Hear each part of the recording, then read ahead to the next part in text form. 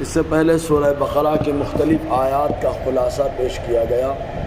جو آیت کریمہ بتائی گئی اس آیت کریمہ کے اندر اللہ تبارک و تعالیٰ نے کاروبار جو حاجی حج کرنے جائے اس کے کاروبار میں ممانعت نہیں ہے، وہ کاروبار بھی کر سکتا ہے،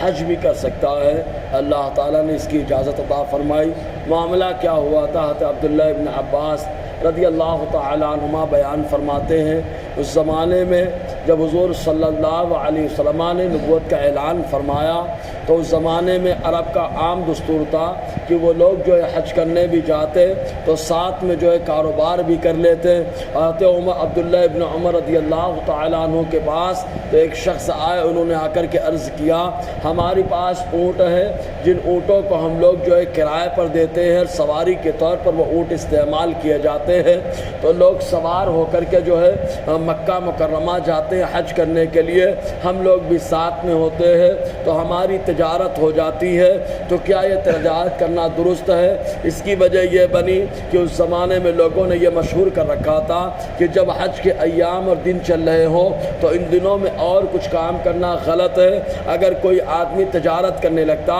تو اس کو حاجی نہیں کہتے تھے بلکہ داجی کہا کرتے تھے۔ اس لیے اللہ تبارک و تعالیٰ نے ان لوگوں کی غلط فہمیوں کو دور فرمایا، حتیٰ کہ ان لوگوں کی زندگی کا مدار کچھ بازار تھے جیسے عکاظ کا بازار، ایسے ہی بڑے بڑے بازار، لیکن کبھی بازار کے دن جو ہوتے وہی حج کے ایام میں آ جاتے تو کاروبار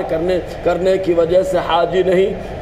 بلکہ ان کو تاجی کہا جانے لگا۔ تب اللہ تبارک و تعالیٰ نے اجازت عطا فرمائی کہ اگر کوئی حج کرنے جا رہا ہو تو چاہے بازار میں جا کے خرید و فروخت کرے اور چاہے سواری کا جانور دے، چاہے جس انداز میں پہنچے، کاروبار بھی کر سکتا ہے، حج بھی کر سکتا ہے، تاجی بھی ہوگا، حاجی بھی ہوگا۔ تو اللہ تعالیٰ نے اس کا ذکر فرمایا اور اس کے بعد اللہ تعالیٰ ارشاد فرماتا ہے ثم افیضوا من حیث افاض الناس، پھر تم پلٹو وہاں سے جہاں سے لوگ پلٹے۔ تو اللہ تبارک و تعالیٰ نے یہاں پر ذکر فرمایا، اس کی وجہ یہ ہے کہ پلٹنے کا حکم دیا کہ کہاں سے تم کو پلٹنا ہے، کہاں سے تم کو لوٹ کر اپنے گھروں میں آنا ہے۔ تو اس زمانے میں خالی عرب کے لوگ ہی حج کرنے کے لیے آتے تھے، باہر اور آفاقی لوگ نہیں آ پاتے تھے، عجم سے نہ کے برابر لوگ جاتے تھے۔ تو اللہ تعالیٰ نے اس میں غیب کی خبر دی اور ارشاد فرمایا آج تم لوٹ کر کے اپنی نشانی قائم کر دو، جہاں سے تم لوٹو گے وہیں سے لوگ آ کر کے لوٹیں گے، بعد میں لوگوں میں اضافہ ہو جائے گا۔ واستغفر اللہ، اور تم لوگ اللہ سے استغفار کرتے رہو۔ حج کے ایام میں اللہ تبارک و تعالیٰ حاجی کے ہر گناہ کو جو ہے معاف فرما دیتا ہے، لیکن استغفار کرنے میں عاجزی اور انکساری ظاہر ہوتی ہے، کیونکہ جب بندہ حج کر لیتا ہے تو ایک طریقے سے اس کے اندر ترفع اور تکبر کی ایک جھلک پائی جاتی ہے، اپنے آپ کو بڑا محسوس کرتا ہے۔ تب اللہ تعالیٰ فرماتا ہے واستغفر اللہ تعالیٰ سے بخشش مانگتے رہو، استغفار کرتے رہو، کیونکہ جو بندہ اپنے ترفع اور گھمنڈ کو ختم کرتا ہے وہی بندہ اپنے گناہوں کو یاد کر کے توبہ کرتا ہے، اور جو گناہوں کو یاد کر کے توبہ کرتا ہے اللہ تبارک و تعالیٰ اس کے گناہوں کو معاف فرماتا ہے، کیونکہ رب خود فرماتا ان اللہ غفور رحیم، بے شک اللہ تبارک و تعالیٰ بخشنے والا مہربان ہے۔ جو پروردگار بخشنے والا ہے اس سے بخشش کا مطالبہ، جو پروردگار رحم کرنے والا ہے اس سے رحم کا مطالبہ، اسی رحم کے تعلق سے کہ اللہ تبارک و تعالیٰ بڑا کریم ہے، بڑا کریم ہے، اس نے دین کے معاملے میں سختی نہیں بلکہ بڑی نرمی عطا فرمائی، بڑی نرمی عطا فرمائی، حتیٰ کہ اسی نرمی کے تعلق سے ایک حکایت یہاں پر نقل کی جاتی ہے۔ وہ حکایت ہارون رشید کے تعلق سے ہے کہ ہارون رشید اپنی بیوی حضرت زبیدہ سے بڑی محبت کیا کرتے تھے۔ وہی زبیدہ خاتون کہ جب ایک زمانے میں حج کے لیے آئی، پانی کی تکلیف کو دیکھا تو جدہ سے لے کر کے مکہ تک برابر ایک نہر کو بنوایا، جس نہر کو نہر زبیدہ کہا جاتا ہے۔ اسی خاتون نے جس نے محلول دانہ سے جنتی گھر کو خریدا، چنانچہ ہارون رشید سے ایک بار ایک جملہ نکل گیا اور انہوں نے یہ کہا کہ اگر تم رات ہونے سے پہلے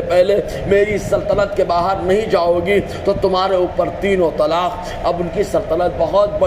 بڑی سلطنت، اب وہاں سے سرپٹ بھاگ کر کے جانا اور نکل کے جانا بڑا مشکل کام تھا، اتنے برق رفتار اور سبا رفتار گھوڑے بھی نہ تھے۔ چنانچہ بڑے حیران اور پریشان ہارون رشید کی میں نے یہ کیا کہہ دیا، یہ کیا زبان سے جملہ نکل گیا۔ چنانچہ قاضی ابو یوسف جو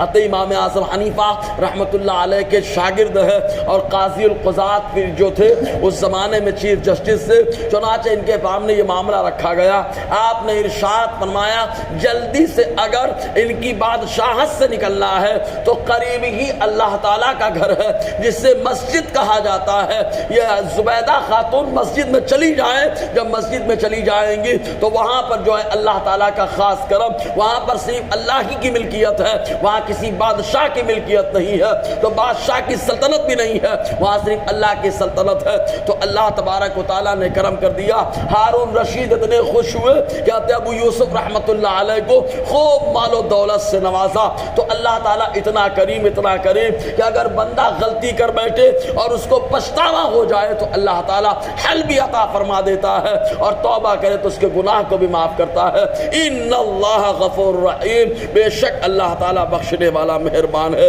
انشاءاللہ اور آگے گفتگو رہے گی۔ اللہ تعالیٰ ہم سب کو فیضان قرآن، برکات قرآن سے مالا مال فرمائے۔